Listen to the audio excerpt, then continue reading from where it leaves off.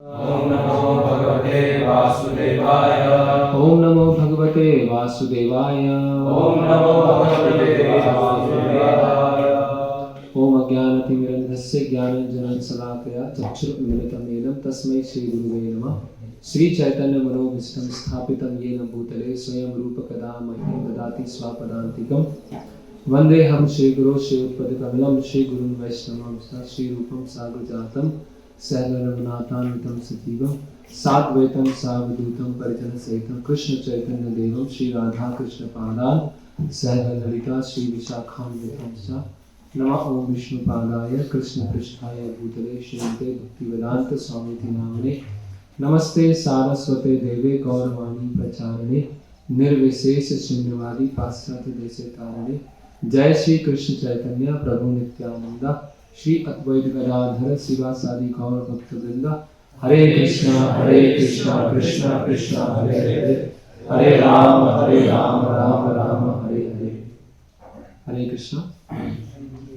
तो जैसे कि हमने देखा कि भक्ति रसामृत सिंधु जो है उसका जो सिंधु उसको 4 भागों में विभाजित किया गया। तो उसका एक भाग हम चर्चा करने वाले हैं। तो श्रील प्रभुपाद जी ने जो प्रस्तावना दी है, इंट्रोडक्शन दिया है, वास्तव में वहाँ से भक्ति रसामृत सिंधु स्टार्ट हो चुका है। लेकिन प्रभुपाद जी ने अध्याय 1 जो दिया है उसमें शुद्ध भक्ति करने के पश्चात जो लक्षण आते हैं वहाँ से प्रभुपाद जी ने भक्ति रसामृत सिंधु प्रारंभ किया है। लेकिन क्योंकि इंट्रोडक्शन में प्रभुपाद जी मुख्यतः क्या बता रहे हैं, शुद्ध भक्ति की परिभाषा और उसको थोड़ा सा विस्तार से समझा रहे हैं। ऐसा क्यों किया उसका कारण नहीं पता है, लेकिन इंट्रोडक्शन और फर्स्ट, लेकिन ये यहाँ से प्रारंभ हो जाता है। तो जब इसमें पहला विभाग है, पहली लहरी है और पहला श्लोक है।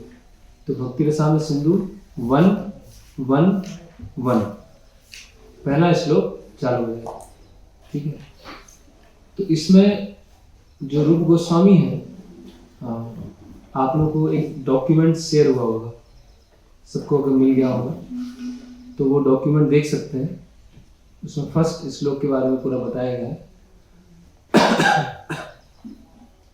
तो जब भी कोई भी कार्य प्रारंभ किया जाता है, चाहे हम साहित्य की रचना कर रहे हैं, चाहे हम कोई सेवा कर रहे हैं, या हम साधना कर रहे हैं, कुकिंग कर रहे हैं, कुछ भी है, तो सबसे पहले एक मंगलाचरण होता है ना, मंगलाचरण।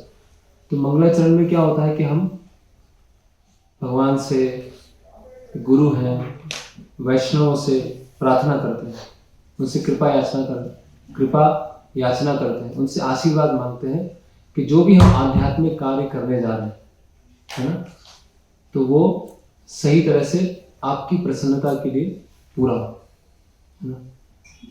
क्योंकि अगर ये भावना नहीं है कि हम भगवान की कृपा से, भगवान के आशीर्वाद से कुछ कार्य कर रहे हैं, तो वो कार्य ऊपरी तौर से सफल भी हो जाए, लेकिन भगवान और गुरु प्रसन्न नहीं है तो वो असफल हो गए, है ना।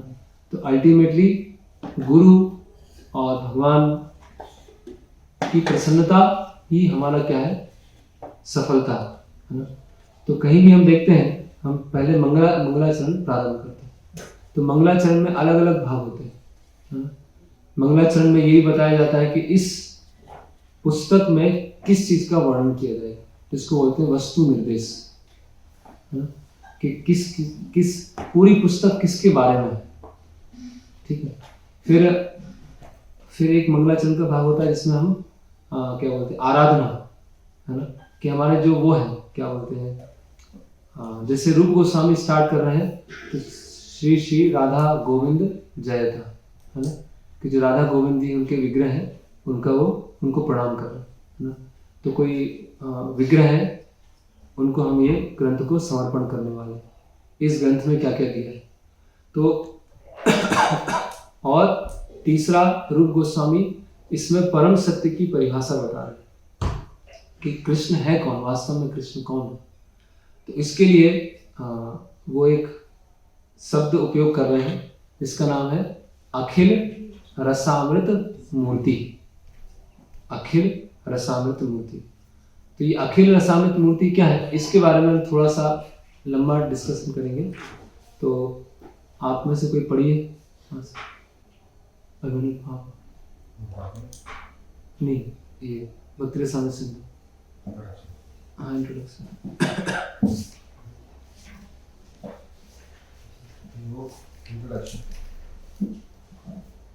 Hare Krishna. Hare Krishna.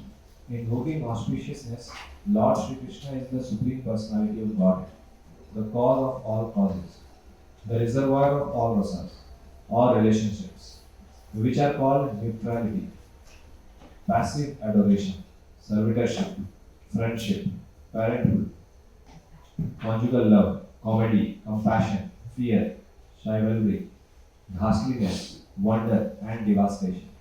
He is the supreme attractive form, and by his universal and transcendental attractive features, he has captivated all the gopis, headed by Taraka, Palika, Shyama, Lalita, and ultimately Srimati Radharani. Let his lordship's grace be on us, so that there may not be any hindrance in the execution of this duty of writing the nectar of devotion. Impelled by his divine grace, Shri Shrimad भक्ति सिद्धांत सरस्वती गोस्वामी प्रभुपाद। तो हम देखते हैं श्रील प्रभुपाद जी का जब दीक्षा हुआ प्रयाग में, तो भक्ति सिद्धांत सरस्वती ठाकुर ने सबसे पहला निर्देश क्या दिया, पता है किसी को?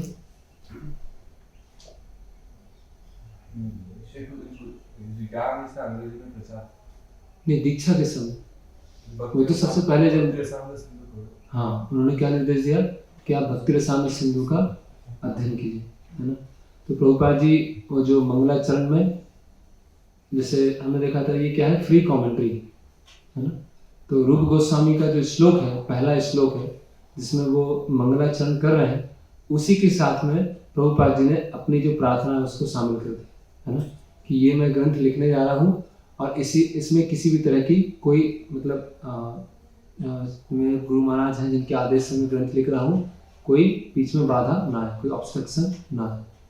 तो अखिल रसामृत मूर्ति, ये परम सत्य की एक परिभाषा है ना, और ये सबसे क्या बोलते, सबसे उच्च परिभाषा, सबसे परम परिभाषा। जब हम भगवान को बोलते हैं कि भगवान क्रिएटर है, भगवान कंट्रोलर है, भगवान मेंटेनर है, तो ये वास्तव में परम सत्य की पूरी परिभाषा नहीं है।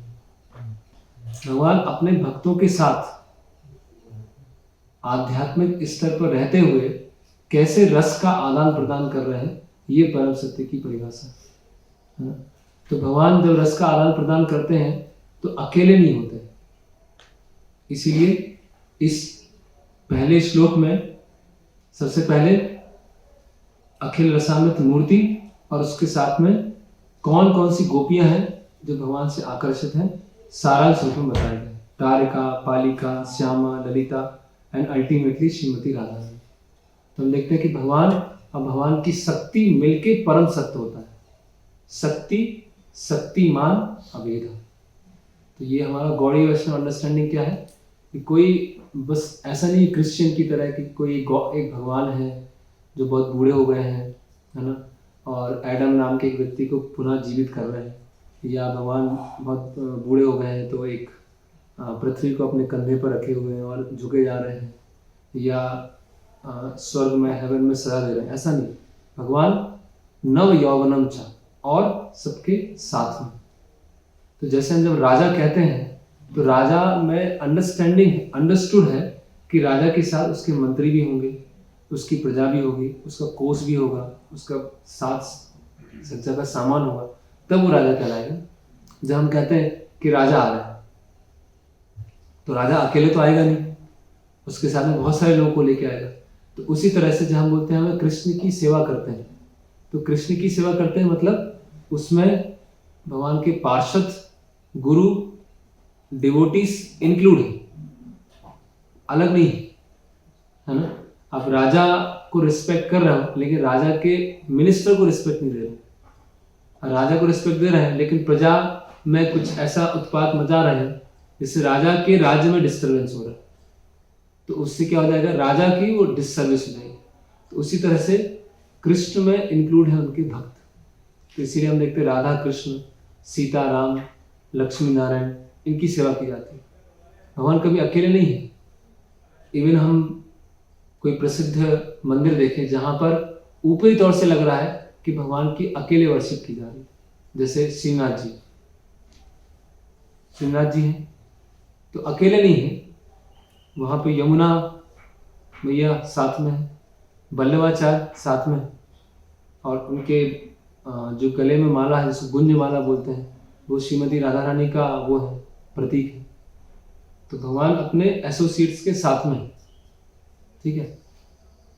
और हम देखते हैं कि हमारे जो संप्रदाय है उसमें पहले श्री गोविंद, गोपीनाथ, मदन मोहन, तो गोविंद देव उनकी अलग से पूजा होती थी, गोपीनाथ उनकी अलग से होती थी, और ऐसे अलग अलग विग्रह थे। तो उसमें राधा रानी की विग्रह नहीं थी।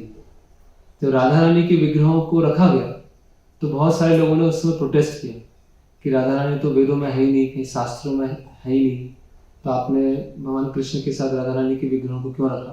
पहले तो होते ही नहीं थे, कृष्ण की अकेले पूजा होती थी। तो हमारे जो पूर्ववर्ती आचार्य हैं उन्होंने बताया कि राधा रानी की सेवा कॉन्फिडेंशियल है और कृष्ण के हृदय में राधा रानी है। तो इस तरह से हम राधा रानी की सेवा करते थे। बाद में हमारे संप्रदाय में एक शुद्ध भक्त हैं, नित्यानंद प्रभु की धर्म पत्नी जानमा माता, तो उन्होंने सबसे पहले कृष्ण जो भगवान कृष्ण के विग्रह हैं उनके साथ में राधा रानी के विग्रहों को रखना प्रारंभ किया। तो राधा गोविंद, राधा गोपीनाथ, राधा मदन मोहन उन्होंने प्रारंभ किया। उससे पहले जो गोस्वामीगण थे अकेले से मदन मोहन जी की सेवा कर रहे हैं, गोविंद देव जी की सेवा कर रहे हैं, बाद में वो विग्रह। लेकिन उससे पहले ऐसा नहीं था कि राधा रानी की सेवा नहीं थी, भगवान अकेले पूजा की जाती थी, अकेले नहीं थी, राधा रानी हृदय में। और आगे आने वाले जो आचार्य हैं आज भी हम देखेंगे कि राधा रानी का नाम भी वेदों में दिया है ना। भक्तिविनोद ठाकुर ने भी अलग अलग शास्त्रों का उदाहरण देते हुए ये स्थापित किया कि ऐसा नहीं कि राधा रानी की जो सेवा है वो आधुनिक है, ये आगे चल के लोगों ने दिया, ये ऑलरेडी शास्त्रों में है लेकिन बहुत ही गुह्यतम भाग, इसीलिए वो ऐसे प्रकट रूप में नहीं है। फिर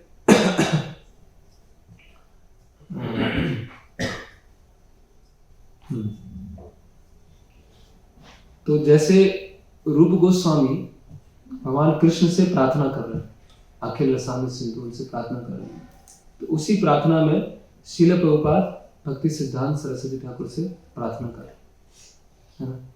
तो हम श्लोक देखेंगे और श्लोक के साथ साथ देखेंगे कैसे श्रील प्रभुपाद जी ने उसको ऐड किया है, और ये यही परंपरा सिस्टम है, ऐसा कुछ नया नहीं है ना। जैसे प्रभुपाद जी बताते हैं parrot like speaking and personal realisation. Bhagavatam के एक तात्पर्य में लिखते हैं कि हमें पैरेट लाइक स्पीकिंग नहीं होना चाहिए, तोते के लिए प्रभु बोल रहा है, लेकिन पर्सनल रियलाइजेशन होना चाहिए। तो अभी प्रश्न आएगा कि अगर पर्सनल रियलाइजेशन होगा तो आचार्यों ने जो बताया है कहीं उससे हम कुछ अलग तो नहीं बोल रहे हैं? क्या हमारे साक्षात्कार जो आचार्यों ने टीचिंग्स दिया उससे अलग तो नहीं है? तो प्रभुपाद वहां समझाते हैं पर्सनल रियलाइजेशन मतलब आपने आचार्यों की शिक्षाओं को इतनी अच्छी तरह से समझा है कि आप उसको अपने शब्दों में समझा सकें। आपने हमारे कॉन्टेक्स्ट में प्रभुपाद जी की शिक्षाओं को इस तरह से समझा है कि व्यक्ति को देखकर उस शिक्षा को हम यथारूप में उसको हम समझा सकें। हो सकता वो लैंग्वेज वैसी की वैसे ना हो या शब्द आगे पीछे हो, तो उसको बोलते हैं व्यक्तिगत साक्षात्कार। तो व्यक्तिगत साक्षात्कार का अर्थ ये नहीं है कि पूर्ववर्ती आचार्यों को हम बाईपास कर रहे हैं और हम कुछ नया लेके आ रहे हैं। ओह, मैंने तो कुछ ऐसा सीख लिया जो अभी तक किसी को पता ही नहीं था और मैंने उसको प्रकट कर दिया, तो ये नहीं है। लेकिन आचार्यों की शिक्षाओं को इतनी अच्छी तरह समझा है कि हम जैसे देख सकते हैं श्रील प्रभुपाद जी देख सकते। तो भक्ति सिद्धांत सरस्वती ठाकुर की हम राइटिंग्स देखते हैं तो हमें बहुत कठिन लगती है, बहुत टफ जाती है। और श्रील प्रभुपाद जी की बुक्स देखते हैं तो बहुत भाषा बहुत आसान है, लेकिन दोनों की टीचिंग्स में कोई अंतर नहीं है। जो भक्ति सिद्धांत श्री ठाकुर की टीचिंग है वही श्रील प्रभुपाद जी की टीचिंग है ना। तो प्रभुपाद जी ने उस शिक्षा को कैसे बना, जैसे प्रभुपाद बोलते हैं old wine in new bottle, वही शिक्षाएं हैं उसको नए रूप में प्रस्तुत किया। तो ऐसा नहीं कि, और प्रभुपाद जी कई बार जो भी कार्य हुआ उसका क्रेडिट किसको दिया, अपने गुरु महाराज को दिया। इवन आज भी ऐसा हो गया कि गौड़ीय मठ में जब कोई नया आता है, किसी को नया प्रचार करना चालू करते हैं, तो वो उनकी बुक्स को यूज नहीं करते, वो प्रभुपाद जी की बुक्स को उपयोग करते हैं। क्योंकि आज के समय में कैसे भक्ति को समझा जाए और धीरे धीरे आगे बढ़ाए, तो उसको बोलते हैं व्यक्तिगत साक्षात्कार, जिसमें किसी भी तरह का कोई बाईपास नहीं है ना, ओवरराइड नहीं कर रहा है आचार्य। तो इस तरह से कमेंट्री लिखी जाती है। तो भगवान, जैसे हम बोले कि कोई एक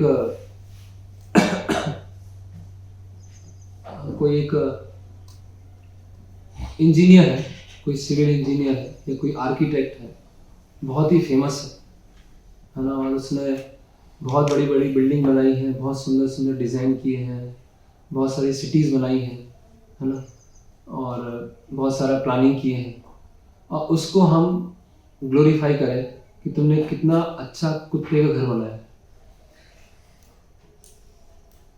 उसने कुत्ते का घर ही मालूम बनाया, उसमें कुत्ते रह रहे हैं, 2-3 कुत्ते, उसको बोले कि आप कितने अच्छे आर्किटेक्ट हैं, आप कितने अच्छे कॉन्ट्रैक्टर हैं, कि आपने कितना अच्छा कुत्ते का घर बनाया। तो वो उसका वास्तविक ग्लोरिफिकेशन नहीं है, क्योंकि उसने बहुत बड़े बड़े कार्य किए। तो उसी तरह से भगवान जो सृष्टि की लीला करते हैं, वो तो भगवान योग निद्रा में कर देते हैं, सोते सोते ही कर देते हैं, विचार करते हैं और सृष्टि हो जाती है। तो ये एक तरह से, एक दृष्टिकोण से ये भगवान की महानता नहीं है, लेकिन हमारे लिए पहले सृष्टि को समझना पड़ता है, तो हम समझते हैं हाँ भगवान महान। लेकिन आध्यात्म मतलब पूरे आध्यात्मिक और भौतिक जगत की दृष्टि से देखा जाए तो भगवान के लिए सृष्टि करना या भगवान के लिए मेंटेन करना, वो तो खेल जैसा है। भागवतम में आता है जैसे बच्चे हैं खेल खेलते हैं, ऐसे भगवान खेल खेल में सा इच्छता, भगवान दृष्टिपात करते हैं और सृष्टि होना प्रारंभ हो जाता है। लेकिन भगवान का वास्तविक जो ग्लोरिफिकेशन है वो क्या है, अपने भक्तों के साथ रस का आदान प्रदान, कि भगवान अपने भक्तों के साथ, और खासकर जो उनके श्रेष्ठ भक्त हैं, गोपियां हैं, उनके साथ जो आदान प्रदान करते हैं अलग अलग रसों में, 5 प्रमुख और 7 गौड़ रसों में, ये भगवान की महानता है। तो हम से सोच सकते हैं कि हमारे जो संप्रदाय है उसमें कितना उच्च स्तर का ज्ञान है, कि जहाँ लोग भगवान को ग्लोरीफाई करते हैं कि भगवान ने आपने सब बनाया है, भगवान आप सब देने वाले हैं, सब पूरा करने वाले हैं, आप सृष्टि को संहार करने वाले हैं, लेकिन वो तो भगवान के लिए कुछ कार्य है ही नहीं, भगवान तो उस पर ध्यान भी नहीं देते, है ना। भगवान का जो मेन मुख्य कार्य है वो क्या है, भक्तों के साथ लीला का आदान प्रदान करना, और वहां से ही भक्ति रसायन सिंधु प्रारंभ होते हैं। तो अभी ये प्रथम श्लोक के बारे में हम चर्चा करते हैं, तो जो व्हाट्सएप पे आया है आपको तो वो देख लीजिए।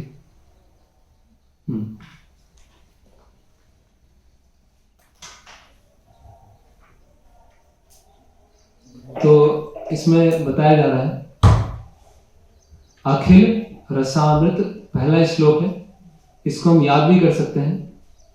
हो सकता है ये प्रीचिंग में इतना उपयोग नहीं आए, लेकिन इस श्लोक में बहुत सारी चीजें हैं।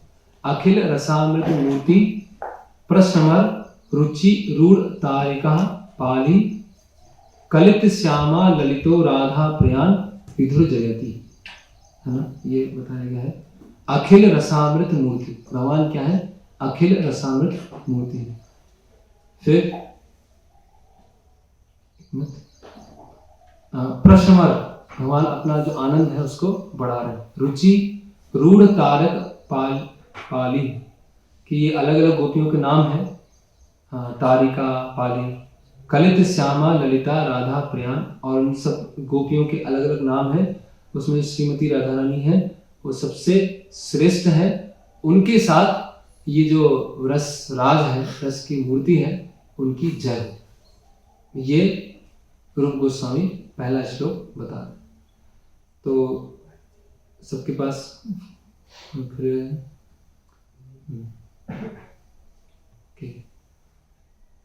इसमें हम कमेंट्री पढ़ते हैं। जीव गोस्वामी है, उनकी कमेंट्री है। तो जीव गोस्वामी कमेंट्री प्रारंभ कर रहे हैं, मैं पढ़ देता हूँ। श्रील रूप, eternal peace incarnate, identical in mood to Sanatan, his elder brother, and whose younger brother was Sri Vallabh, is the means of my success and the good fortune for all conditioned souls.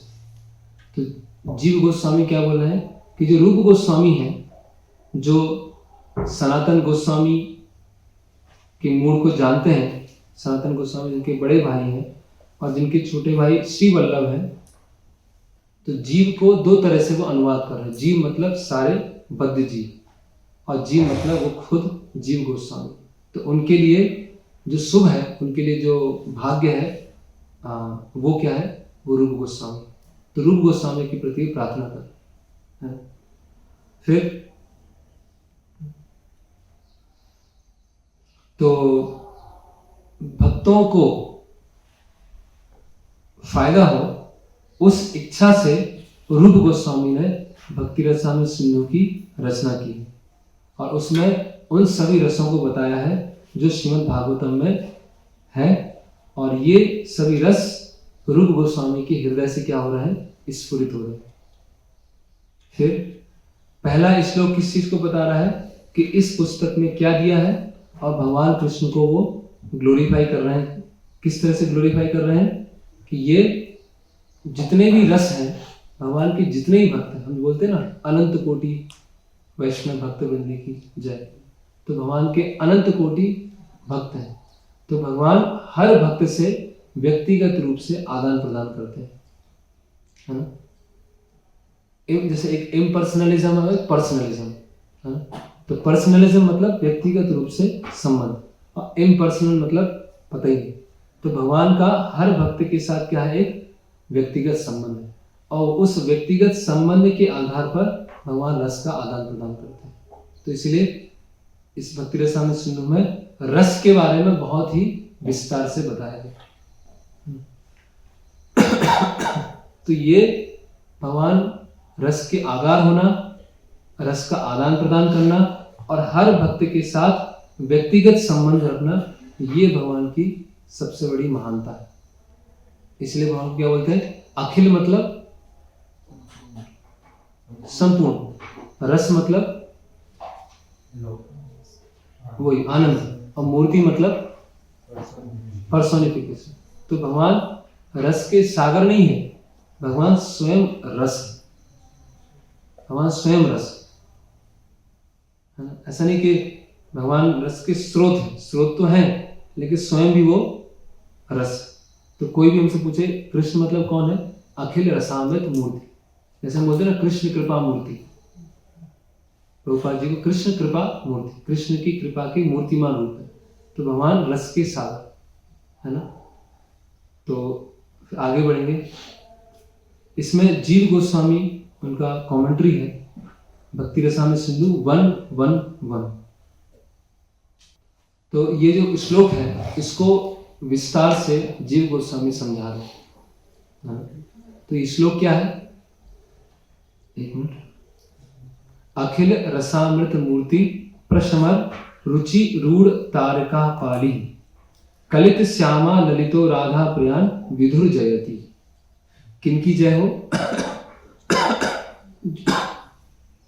जो रस के सागर हैं, जिन और रस का सागर बढ़ता जा रहा है, जो अलग अलग गोपियों को आनंद प्रदान करते हैं, और श्रीमती राधा रानी के साथ उनकी पूरी तरह से जो महानता वो प्रकट होती है। जब भगवान राधा रानी के साथ में होते हैं तो पूरी तरह से उनकी जो ग्लोरीज हैं, जो आनंद है, वो सबसे उच्च स्तर पर होता है।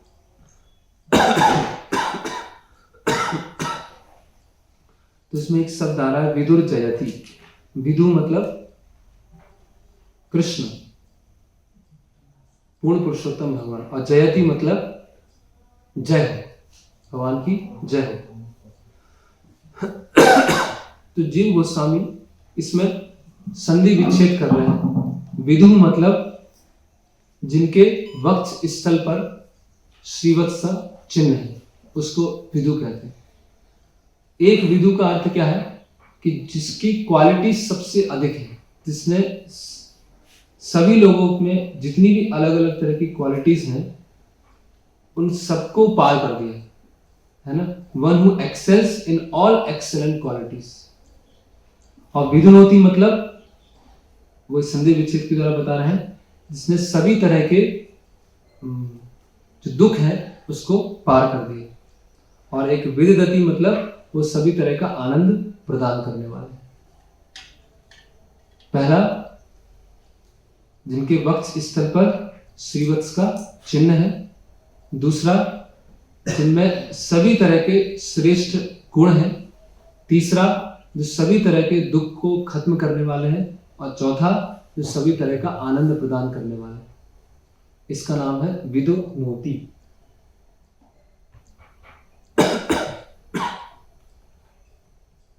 एक एक करके देखते हैं। भगवान सभी तरह के दुखों को दूर करने वाले हैं। जो भी इन रस मूर्ति के संपर्क में आता है सभी तरह के दुखों को चले जाते हैं। इसका उदाहरण दे रहे हैं कुरुक्षेत्र के युद्ध में। तो कुरुक्षेत्र के युद्ध में चाहे भक्त है या अभक्त है, सभी को मुक्ति प्राप्त है। जो भी भगवान के दर्शन करके उसकी मृत्यु हुई उनको मुक्ति प्राप्त हुई। करेक्ट है ना। जो भगवान की ये समझ पाए कि ये भगवान है, उनको वैकुंठ या गोलोक वृंदावन प्राप्त हुआ उनके स्वरूप के अनुसार। और जो ये समझे कि ये शक्तिशाली एक कोई व्यक्ति है, उनको सायुज्य मुक्ति प्राप्त हुई है ना। तो जैसे भागवतम में श्लोक आता है कि अर्जुन ने तीर चलाया, तो अर्जुन के तीर से जिसको तीर लगा वो प्योर हो गया। और उस प्यूरिफाइड स्टेज में जब भगवान के दर्शन करते हुए उसने प्राण त्यागे तो उनको मुक्ति मिल गई है ना। तो यहाँ भी भक्त और भगवान दोनों आए। भक्तों के संग से प्योर हुआ और भगवान के दर्शन करके मुक्ति मिली। और मुक्ति फिर कैसे मिली, प्रभुपाद जी इसमें बता रहे हैं। यहाँ भीष्म पितामह की जो प्रेयर्स हैं उससे उदाहरण दिया जा रहा है। यहाँ बताया जा रहा है, all the soldiers and persons on the battlefield of Kurukshetra attain their original spiritual form like the Lord after their death, because by the causeless mercy of the Lord they were able to see him face to face on that occasion, है ना। तो सबको मूल रूप से आध्यात्मिक रूप प्राप्त हो, जो भी कुरुक्षेत्र युद्ध में मृत्यु हुई। कई बार लोग प्रश्न करते हैं ना कि भगवान चाहते तो कुरुक्षेत्र युद्ध नहीं होता, भगवान की वजह से हुआ है ना। तो उसका बहुत सारे उत्तर है। एक उत्तर ये भी है कि जो असुर हैं और कहीं मरते तो भगवान को देख के मरे तो मुक्ति तो प्राप्त हुई उनको। अगर अपने महल में टीवी देखते हुए मरते तो क्या होगा, नरक में जाते। तो भगवान का दर्शन करते हुए, अभी दर्शन करने में दो गतियां हैं, वो प्रभुपाद समझा। A spiritual form like the Lord's, either two-handed or four-handed, is attained by devotees of the Lord. तो जो चतुर्भुज रूप या द्विभुज, जो किनको प्राप्त हुआ, केवल भक्तों। सबको मुक्ति प्राप्त नहीं हुई, नहीं तो फिर तो बराबर हो जाएगा। भक्तों में और असुरों में फिर क्या अंतर आ जाएगा। भक्ति तो हम नहीं कर पा रहे हैं तो एक बड़े असुर बन जाते हैं। और भगवान के दर्शन करते हुए मरेंगे तो मुक्ति मिल जाएगी। और वो सब इतने नियम पालन कर रहे हैं, है ना, इतना कष्ट ले रहे हैं, तो हम तो असुर बन जाते हैं बड़े। अभी जब भौतिक जीवन में जिएंगे तब भी आनंद है और मृत्यु के बाद भी आनंद है, तो ऐसा नहीं है। Attain by the devotees of the Lord either in the Vaikunthas or in the Goloka planet according to the original nature of soul. ठीक है, अगला प्रभुपाद जी कोट है, but we should know that all the above mentioned living entities killed would attain salvation either by being merged in the Brahma Jyoti of the Lord or being allowed to enter into the abodes of the Lord called Vaikuntha. तो दो तरह से मुक्ति प्राप्त हुई, या तो सायुज्य मुक्ति या फिर भगवत धाम. This has already been explained by Bhishmadev. All persons who participated in the battlefield of Kurukshetra or otherwise with the Lord or with Baldev would benefit by attaining spiritual existence according to the situation of their minds at the time of death. तो मृत्यु के समय उनकी मनोदशा क्या थी, उसके आधार पर डिसाइड हुआ कि उनको कौन सी मुक्ति प्राप्त है. अभी देखिए, Those who recognize the Lord would enter Vaikuntha. जो ये पहचान गए कि पूर्ण पुरुषोत्तम भगवान है, उनको वैकुंठ मिल गया.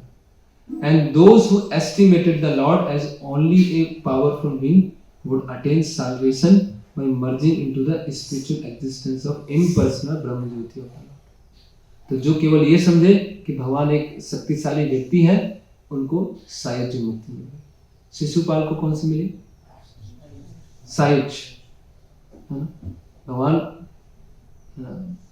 पर्सन है, व्यक्ति है, पावरफुल है, तो मुक्ति मिली, लेकिन वो मुक्ति नहीं मिली जो भक्तों को प्राप्त होती है.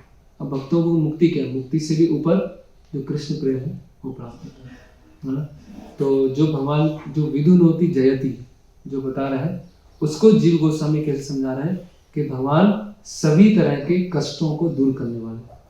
भगवान की एक महानता है कि चाहे भक्त है चाहे अभक्त है, कोई भी अगर उनके संपर्क में आएगा तो दुख चलेंगे. ये भगवान की पहली ग्लोरी. ठीक है, समझ आए? अगला, भगवान सभी जो सभी तरह की गुण है उसको पार कर जाते हैं. भगवान गुण में भी सबसे अधिक गुणवान. एक्चुअली गुण भगवान के संपर्क में आने से गुण बनते हैं, उससे पहले गुण होते ही नहीं. ऐसा नहीं कि गुण आने से भगवान गुणवान बन जाता है. गुण भगवान के साथ में आने से गुण बनते हैं, है ना. तो भगवान स्वयं तुम असमायातीयस्य त्रयाधीश सार, कि भगवान का नाम क्या है? त्रयाधीश. त्रयाधीश मतलब तीन चीजों के ईश्वर. तो क्या क्या तीन चीजें हैं ये बताएंगे कि कौन कौन सी तीन चीजों के भगवान ईश्वर है? क्या क्या तीन चीजें? भगवान का एक नाम है त्रयाधीश, तीन चीजों के वो ईश्वर. तो कौन सी तीन चीजें?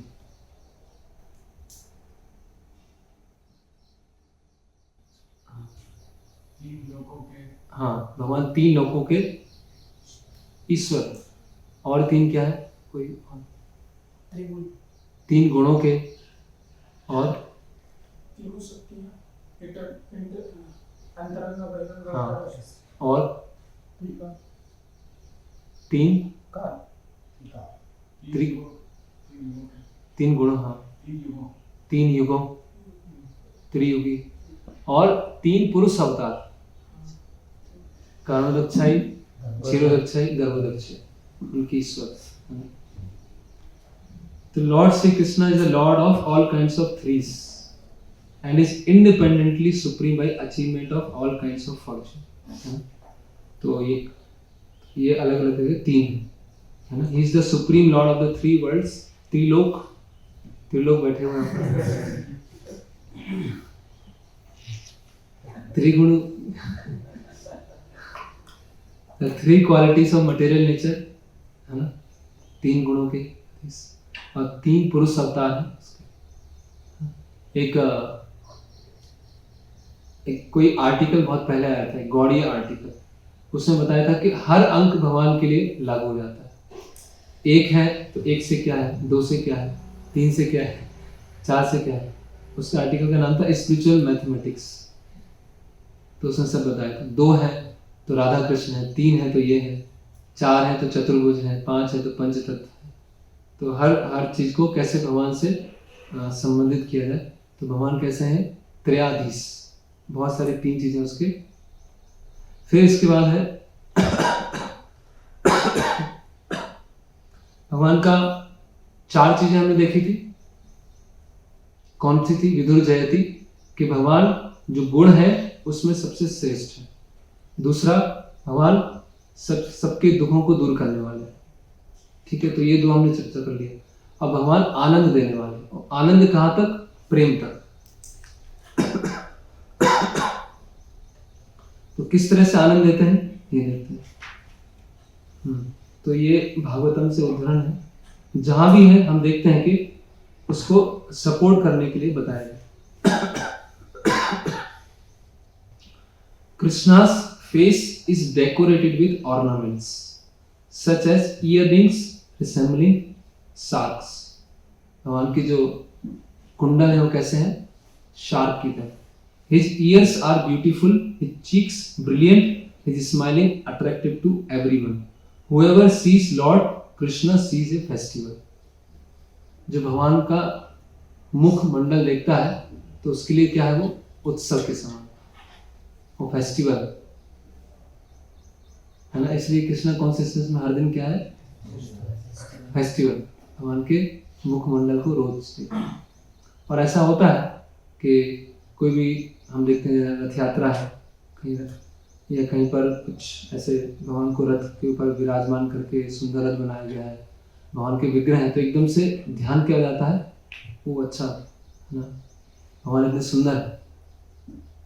और कई बार तो ऐसा होता है कि जो कई जगह ऐसे हैं जो बाहर के लोग हैं या एकदम अभक्त लोग हैं, वो भी पूरा एकदम देख के एकदम चकाचौंध हो जाते हैं कि भगवान की सुंदरता, भगवान के जो पार्षद है, भगवान का जो रथ है, और जो रथ जिस तरह से बनाया गया है ना, तो भगवान को देखना मतलब कैसा है, एक उत्सव के समान। His face and body are fully satisfying for everyone to see. उनका चेहरा और शरीर को देख के पूरी तरह से संतुष्ट। But the devotees are angry at the creator for the disturbance caused by the momentary blinking of their eyes. ये फिर अभी उच्च है कि गोपियां बोलती हैं कि ब्रह्मा जी आपने किस तरह से आंखें बनाई हैं जिससे ये भगवान के दर्शन हम हमेशा नहीं कर पाते। तो भगवान का जो है ना, हम देखते हैं, इसीलिए विग्रह सेवा में होता है ना कि प्रभुपाद जी बताएं जिसको काम वासना बहुत सताती है, लस्ट बहुत सताती है, तो उसको क्या करना चाहिए, विग्रहों की सेवा करना चाहिए, या विग्रह सेवा में थोड़ा हम सहायता कर सकते हैं। उससे क्या होगा, हम लस्ट भगवान को देखेंगे, पैराफर्नेलिया है उसको क्लीन करेंगे, ड्रेस का रख रखाव करेंगे, तो उससे क्या होगा, एक भगवान के साथ व्यक्तिगत संबंध बनेगा, और जो काम वासना हमें संसार की सता रही है वो क्या हो जाएगी, खत्म हो जाएगी, है ना। बताइए जो काम वासना कैसी है, एक चूने के पानी की तरह, और जो कृष्ण जो रस मिलने वाला है अखिल रसामृत, वो कैसा है, एक प्योर दूध की तरह। तो देखने में चूने का पानी और जो दूध है वो एक जैसा होता है, लेकिन चूने का पानी के पीने से क्या होगा, मृत्यु हो जाएगी। किसी ने पिया है चूने का पानी, है ना, और दूध पीने से पोषण मिलेगा। तो उसी तरह से एक काम वासना क्या है, तो अगर काम वासना हमें सता रही है तो ये हमें सेवा हम कर सकते हैं। और कई ऐसा हुआ है कि कई भक्तों को इससे बहुत लाभ भी होता है ना, फिर वो चीज़ चली जाती है समय के साथ। ओके, फिर बता रहे हैं कि भगवान ही अलोन इज स्वयं भगवान, एते चांस कला पुंसा कृष्णस्तु भगवान। फिर आगे बढ़ते हैं कि भगवान फिर विदु जयति के बहुत सारे अलग अलग अर्थ बता रहे हैं जीव गोस्वामी कि existing eternally with all excellences, excellence सभी तरह के जो संपूर्णता है उसके साथ भगवान एग्जिस्ट करते हैं। तो ये विदुर जयति का अर्थ पूरा हुआ। अभी आगे बढ़ते हैं। फिर आता है अखिल रसामृत मूर्ति, है ना। तो भगवान सभी रसों के क्या है, स्रोत है ना। तो ये भागवतम से 10:41-28 ये वो है कोटेशन है जहां बताया जा रहा है, आनंदम मूर्ति उपगुह्य दृष्टाम लब्धम, taking him into their hearts through their eyes they embraced the embodiment of all ecstasy. आनंद मूर्ति, आनंद मूर्ति, रस मूर्ति, रसराज, अखिल रसामृत मूर्ति, ये सब क्या है, समानार्थी। तो भगवान कैसे हैं, आनंद मूर्ति। तो यहां पर ओके, फिर दूसरा उदाहरण बताया जा रहा है 10:14-22 से। ये सब आपको प्रिंट आउट दे दिया जाएगा। त्वयि एव नित्य सुख बोध तना अनंते, this universe appears real because it is manifested by the potency of illusion emanating from you, whose unlimited transcendental forms are full of eternal happiness and knowledge। तो भगवान का जो शरीर है वो किससे बना हुआ है, आनंद से बना हुआ है। भगवान का जो शरीर है वो किससे बना हुआ है, unlimited transcendental forms are full of eternal happiness. तो इस तरह से भगवान रस मूर्ति है। तो यहाँ पर जीव गोस्वामी उदाहरण बता रहे हैं कि किस तरह से भगवान हर भक्त के साथ रस का आदान प्रदान करते हैं। तो भगवान जब मथुरा जाते हैं और मथुरा में मल्ल होते हैं, 2 मल्ल, कौन होते हैं, उनका नाम क्या है, कोई, चारुण और मुष्टिका। चारुण क्यों नाम है, क्योंकि वो चूरा बना देते हैं, और मुष्टिका मतलब मुक्के मारो, तो इसलिए चारुण और मुष्टिका। तो जब वो भगवान कृष्ण चारुण मुष्टिका के साथ मल्ल युद्ध करने के लिए उस अखाड़े में जाते हैं, तो वहां पर बहुत सारे लोग बैठे हुए, अलग अलग तरह के लोग बैठे हैं, और अलग अलग तरह के लोग भगवान को अलग अलग तरह से देख रहे हैं। वहां पे वसुदेव, यशोदा माँ भी बैठे हैं, भगवान के कुछ गोप भी बैठे हुए हैं, कुछ मथुरा की स्त्रियां भी बैठी हुई हैं, कुछ कंस के साथी भी बैठे हुए हैं। तो सब भगवान को देख रहे हैं अलग अलग दृष्टिकोण से, देखते हैं। तो वीर रस, वीर रस किसके साथ हो रहा है, चारुण और मुष्टिका के साथ। विस्मय रस, विस्मय मतलब आश्चर्यचकित, किनके साथ हो रहा है, मथुरा के जो पुरुष हैं जो वहां बैठे हुए हैं मल्ल युद्ध देख रहे हैं, उनके साथ क्या हो रहा है, विस्मय, अरे ऐसे कोमल कोमल बालक और इनसे लड़ने वाले। फिर मधुर रस, तो मथुरा की जो स्त्रियां बैठी हुई हैं वो माधुरी रस। साख्य और हास्य रस, तो कुछ गोप भी बैठे वहां जो भगवान को हास, कि भगवान के लिए तो एक खेल खेलने में मारना है, खिलौने।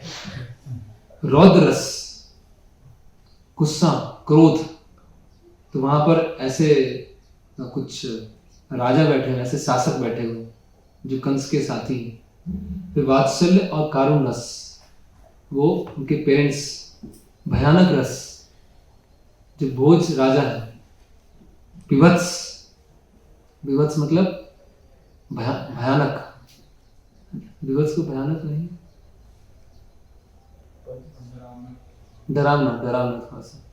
तो जो मूर्ख लोग हैं वहां पर भगवान को विश्व रूप के रूप में देखें। और शांत रस, जो योगी है परम सत्य के रूप में। और दास्य रस, जो वृष्णि वंश के लोग बैठे हुए हैं वो भगवान को अपने पूजनीय के रूप में देखें। तो देख रहे हैं भगवान हर किसी के साथ आदान प्रदान कर रहे हैं। तो ये एकदम परफेक्ट एग्जाम्पल है कि भगवान एक ही लीला में अन्य अलग अलग लोगों के साथ अलग अलग तरह से आदान प्रदान कर रहे हैं। ठीक है।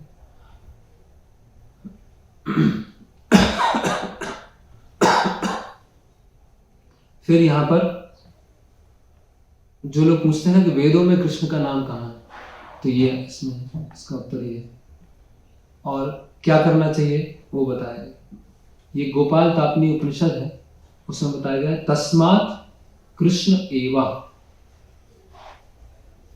परो देवस परो देवस मतलब देव मतलब देव, डेमीगॉड, और परादेव मतलब सबसे सुप्रीम। तस्मात् कृष्ण एव परो देवस, जो कृष्ण है पूर्ण पुरुषोत्तम भगवान, उनका क्या करना चाहिए? तम ध्यायेत, उन पे ध्यान करें। तम रसयेत, रसयेत मतलब रस, रस उनसे प्राप्त हो। तम भजेत, उनकी पूजा करें। तम यजेत इति, सैक्रिफाइस, यज्ञ करें। ओम तत्सत। तो ये कितना स्पष्ट रूप से बताया गया है कि कृष्ण जो है वेदों में है नाम। Therefore Krishna is the supreme Godhead. One should meditate on him. Tam dhyayet. Relish the taste of reciprocating loving exchanges with him. Tam rasayet. Tam bhajet, worship him, and tam yajet. तो ये कृष्ण है परा देवता, और उनके साथ ये फिर थोड़ा सा सबके लिए नया है, इसके लिए, क्योंकि वैसे हम डिस्कशन नहीं करते हैं। तो प्रशम रुचि रूढ़ तारक पाल, तो इसमें भगवान शॉर्ट में डिस्कस करेंगे कि अलग अलग जो गोपियां हैं उनके बारे में बताया गया कि जब भगवान गोपियों के साथ में होते हैं तो उनकी जो महानता है और ज़्यादा बढ़ जाती है। कहने का मतलब क्या है? भगवान अपने भक्तों के साथ ही पूर्ण होते हैं, भक्तों के बिना वो क्या है? अधूरे, है ना? या भक्तों के द्वारा भगवान की महानता पता चलती है। जैसे यहाँ पे उदाहरण बताया गया जगन्नाथ जी का। तो जगन्नाथ जी की जो रथ यात्रा होती है, तो रथ यात्रा के समय जो जगन्नाथ जी के सेवक होते हैं वो भी एकदम से सोने की अंगूठी पहने हुए हैं, है ना, सोने का लॉकेट पहने हुए हैं, और एकदम ऑपुलेंट दिखते हैं, और एकदम ऐसे तान के बैठते हैं ना, ऐसे रथ पे बैठते हैं। तो गोकुल चंद को बता रहे थे कि वहाँ पर एक बार रथ यात्रा में कोई कमिश्नर या कोई ऐसा व्यक्ति आया, तो पुजारी तो उनकी तरफ ध्यान ही दे रहा, ठीक है, कौन है कमिश्नर, कौन क्या है। तो वो जगन्नाथ जी के सेवक है ना, एक मामूली स्टेट या मामूली शहर है, वहाँ का सेवक है, हम जगन्नाथ जी के सेवक है ना, और उनको मतलब भगवान के सेवक है, उसमें उनको एक प्राइड है। वास्तव में जैसे फॉल्स ईगो होता है, तो रियल ईगो है। रियल ईगो क्या है? कि भगवान के दास। जैसे चैतन्य चरितामृत में आता है कि अद्वैत आचार्य जब शांतिपुर में थे तो सुबह उठते थे और जोर जोर से नाचते थे, और क्या बोलते थे? मैं कृष्ण का दास हूँ, मैं कृष्ण का दास हूँ, मैं कृष्ण का दास हूँ, और नाचते थे। अगर अभी हम मतलब अभी हमारे लिए तो नहीं है, कोई बाहर वाले व्यक्ति के लिए कि कोई भोपाल का सबसे बड़ा व्यक्ति है, उसके सेवक बन गए, उसके हम काम करने लगे, या प्रधानमंत्री हाउस में हम पोछा लगाना चालू कर दिया, है ना, या राष्ट्रपति भवन में हमने गार्डन में पानी देना चालू कर दिया, तो जब कोई व्यक्ति आएगा तो कैसा एकदम प्राइड अनुभव करेगा कि हाँ मैं वो काम करता हूँ, प्राइम मिनिस्टर हाउस में ये करता हूँ, मैं राष्ट्रपति भवन में ये करता हूँ, या भोपाल के फलाना व्यक्ति उसका काम करता है। एक प्राइड होता है ना। लेकिन भगवान के भक्तों को भगवान जगन्नाथ, है ना, पूरा सृष्टि करने वाले, उनके सेवक है, तो उसमें तो कुछ शर्म करने की बात है ही नहीं, या कोई हिचकने की बात है ही नहीं कि मैं भक्ति कर रहा हूँ। कई बार लोग होता है भक्ति करते हैं तो ज़्यादा दिखाते नहीं, खासकर जो कांग्रेगेशन भक्त उनके साथ कई प्रॉब्लम हो जाती है कि भक्ति कर रहे हैं तो थोड़ा लोग पता नहीं क्या समझेंगे। लेकिन क्या है, हम संसार में सबसे श्रेष्ठ चीज़ है वो कर रहे हैं, इसमें शर्म करने की क्या बात है ना। वो है वो प्यार किया तो डरना क्या प्यार किया कोई चोरी नहीं की तो ऐसा नहीं है कि कोई छुप छुप के ऐसा, इसमें क्या है, भगवान की भक्ति कर रहे हैं, सेवा कर रहे हैं, सबसे दुनिया का सबसे श्रेष्ठ काम कर रहे हैं, उसमें डरने की क्या बात। तो ऐसे ही वो ये आया कहाँ से कि जगन्नाथ जी के जो सेवक होते हैं तो रथ में बैठे होते हैं, तो ऐसे है कि एकदम शान के साथ, उनको वैसा प्राइड नहीं है कि मैं महान हूँ, मैं जगन्नाथ जी का सेवक हूँ इसीलिए उनको। और ये क्या है, ये कमिश्नर है, पुलिस है, आएंगे जाएंगे क्या है। तो इस तरह से सेवक को देखकर हमें स्वामी का ऐश्वर्य पता चलता है ना। ये सेवक की शुद्धता को देखकर हमें स्वामी पता चला। ऐसे वो तीसरे स्कंद में आता है ना कि भगवान विष्णु जो आते हैं, द्वार पर आते हैं और चतुष कुमार से माफी मांगते हैं। क्या बोलते हैं कि अगर सेवक ने कोई गलती किया है तो वास्तव में वो सेवक की गलती नहीं, वो स्वामी की गलती है। करेक्ट। और सेवक कोई अच्छा कार्य करता है तो अल्टीमेटली क्या है, किसका गुणगान है? स्वामी का गुणगान। तो उसी तरह से भगवान, ये सब क्यों है कि भगवान जब गोपियों के साथ में होते हैं और सबसे लास्ट में जो श्रीमती राधा रानी के साथ में होते हैं, तो उनकी जो महानता है वो सबसे पराकाष्ठा पे होती है, सबसे उच्च होती है। उस अवस्था में भगवान जो अखिल रसामृत मूर्ति है वो पूरा होता है। ये जो परिभाषा है श्रीमती राधा रानी के साथ ये पूरी हो जाती है।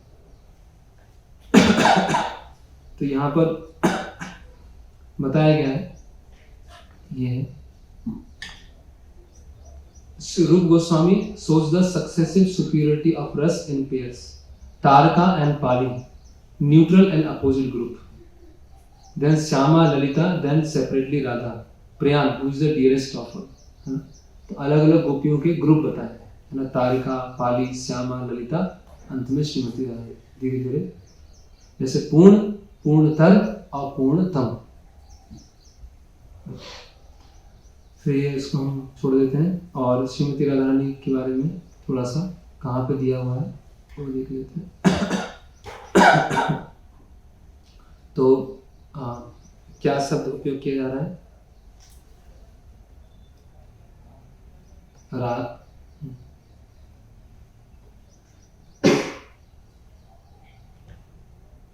श्लोक, अखिल रसामृत मूर्ति, ये श्लोक था। और अंत में क्या आ रहा है? कलिता, श्यामा, ललित, राधा, प्रियाम।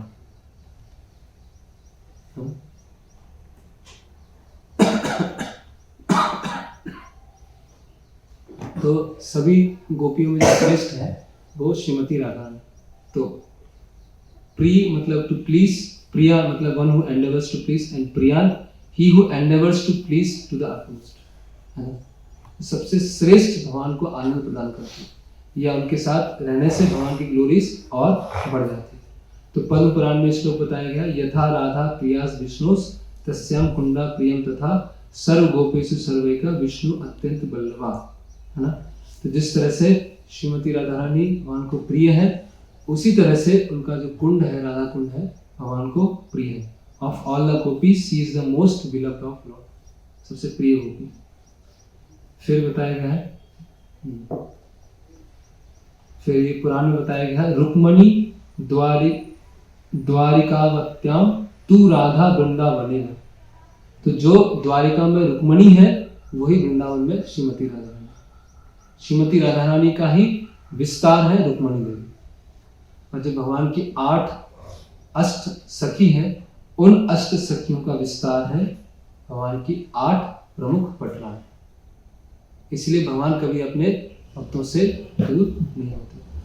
फिर बृहद गौतमी तंत्र है, उसमें बताया गया है, ये इंपॉर्टेंट श्लोक है, ये भी सब याद कर सकते हैं। देवी कृष्णमयी प्रोक्ता राधिका पर देवता, सर्व लक्ष्मीमयी सर्व कांतई सम्मोहनी पर।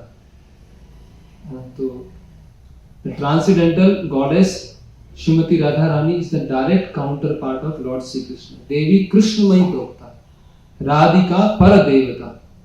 वो हम जैसे बोलते हैं ना, जैसे वो ब्रह्म संहिता में क्या है, लक्ष्मी सहस्त्र सत्य ब्रह्म सेव्यमान, कि बहुत सारी लक्ष्मियां वहां सेवा कर रही है। तो हम तो देखते हैं लक्ष्मियां तो वहां है नहीं वृंदावन में, लक्ष्मी तो वैकुंठ में है। तो फिर वो ऐसा क्यों बोल रहे हैं कि गोलोक वृंदावन में बहुत सारी लक्ष्मियां सेवा कर रही है? तो गोपी बोल देती।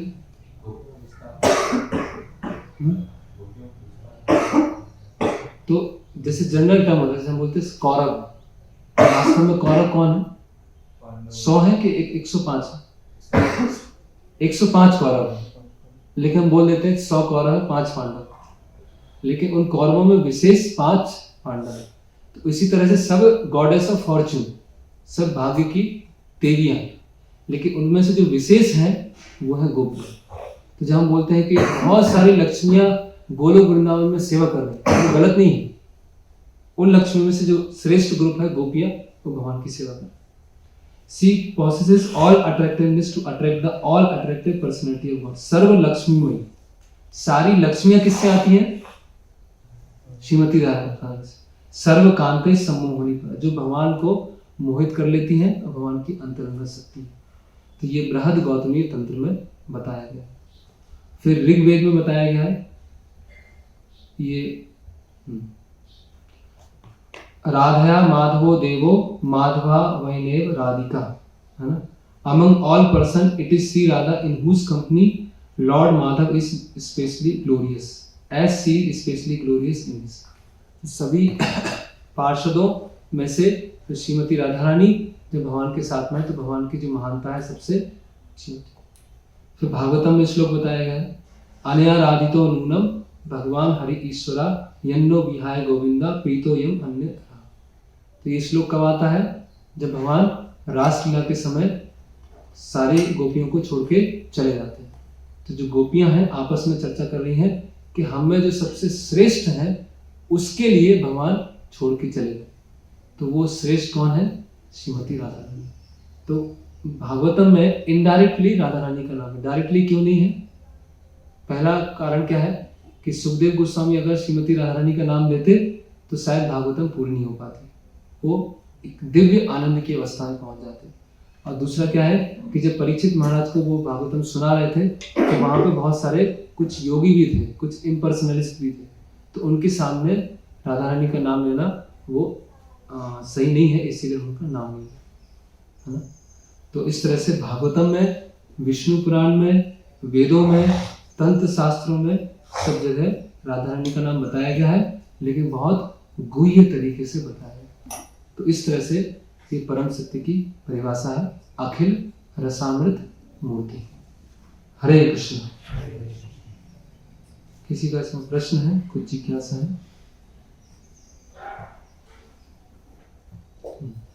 यहाँ पे जैसे श्लोक है पद्म पुराण में, रुक्मिणी द्वारका इज आल्सो राधा इन वृंदावन राधा की मतलब नहीं, रुक्मिणी देवी और राधा रानी दोनों सेम है, उनमें अंतर नहीं है। जैसे Rukmini Devi is the goddess of option, Radha Rani विस्तार, हाँ, जो विस्तार होते हैं उनमें कोई अंतर नहीं है ना। जैसे कृष्ण के विस्तार है विष्णु, कृष्ण के विस्तार है राम, तो तीनों एक भी हैं, अलग भी हैं। तो उसी तरह श्रीमती राधा रानी के विस्तार है रुक्मिणी देवी, तो एक भी है, अलग भी है।